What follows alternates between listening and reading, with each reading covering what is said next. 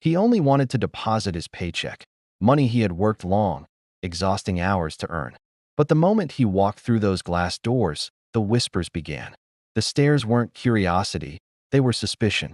A manager smirked, convinced he didn't belong in a place like this.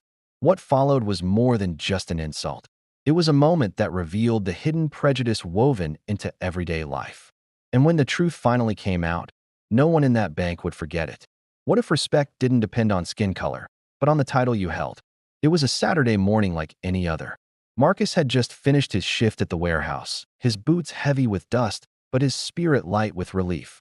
Another week of hard work behind him. He tucked his paycheck carefully into his wallet, already thinking of groceries, rent, and maybe a small treat for his kids. The bank was only a few blocks away, a place he'd visited countless times. To him, it was just routine. But as he stepped inside that quiet lobby, something felt different. The air was heavy, the glances sharper, as if his very presence had disrupted an unspoken rule. Marcus didn't know it yet, but what should have been a simple transaction was about to reveal a truth far more costly than money. Marcus stepped up to the counter, paycheck in hand, his shoulders relaxed. He had done this dozens of times before. But today, the teller's smile never came. Her eyes flicked from his face to the check, then back again, lingering too long, as if she were searching for a flaw, a reason to doubt. "Hold on a moment," she muttered, before disappearing into the manager's office. Marcus shifted uneasily. People in line began to stare, whispering behind cupped hands. Minutes dragged. He could feel every pair of eyes pressing into his back. When the manager finally emerged, his smirk was louder than words. "This doesn't look right," the man said, holding the check between two fingers as if it were contaminated. "Where did you get this?" Marcus blinked, stunned. "It's my paycheck. From work." The manager chuckled, shaking his head. "Sure it is. Men like you don't usually cash checks this size." The words cut deep. Marcus's chest tightened, anger bubbling beneath his calm exterior. He wanted to protest, to shout that he had earned every single dollar. But his voice caught in his throat. The silence around him wasn't neutral. It was heavy, complicit. No one spoke up. No one questioned the insult. The manager leaned closer, lowering his voice, but not his disdain. "Tell you what, if you actually have a balance here, I'll pay you double." He laughed, expecting Marcus to shrink, to back down in shame. Marcus's hands trembled, not with fear, but with restrained fury. This wasn't just about a check anymore. It was about dignity, about being reduced to a stereotype in front of strangers. The room felt smaller, the air thicker, every second dragging him deeper into humiliation. The teller shifted awkwardly, glancing at the growing line. Some customers looked away, pretending not to see. Others watched, their expressions a mix of curiosity and silent judgment. Marcus could almost hear their thoughts. Does he belong here? Is the manager right? He took a slow breath, steadying himself. Walking out would be easy, but it would also mean surrendering. Staying meant risk, exposure, and more humiliation. The choice clawed at him, each second amplifying the tension. And then, without warning, the manager raised his voice for the entire lobby to hear. "Go on. Prove it. Show us you're really a customer here. Or walk out now." The challenge hung in the air, thick with arrogance.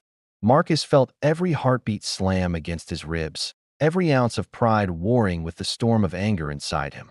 He knew the next move he made could change everything, not just for him, but for everyone watching. Because in this moment, Marcus wasn't just another man cashing a check. He had become a test of bias, of truth, of dignity. And the outcome was about to stun everyone in that bank. The manager's words echoed through the bank, loud enough for everyone to hear. "Prove it or walk out." His smirk was more than arrogance. It was a dare. The entire room seemed to hold its breath, waiting to see what Marcus would do. Marcus's hands shook as he reached into his wallet, pulling out his bank card. The plastic felt like a weapon in this battle for dignity. He slid it across the counter, his jaw tight. The teller hesitated, eyes darting toward the manager, as if silently asking for permission. With a sharp nod, the manager allowed it, confident this moment would expose Marcus. The computer beeped. The teller's eyes widened. Her face drained of color. She looked back at the screen, then at Marcus, then again at the screen, unable to hide her shock. The balance was there. Not just enough to cover the paycheck, but more than enough. The manager leaned over, snatching the slip of paper from her hands.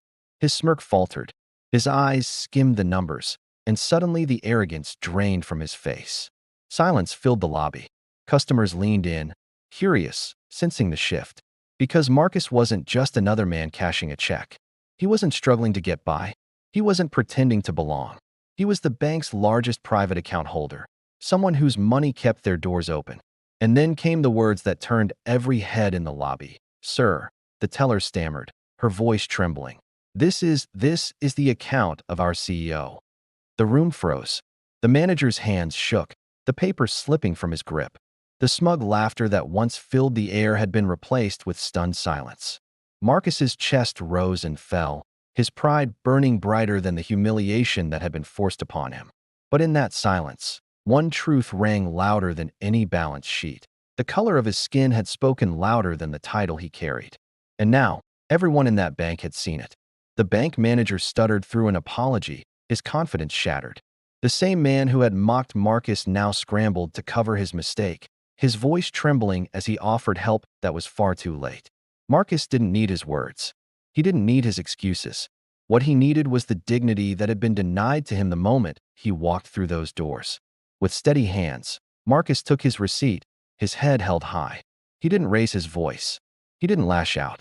He simply walked away, because in that moment, silence carried more weight than anger ever could.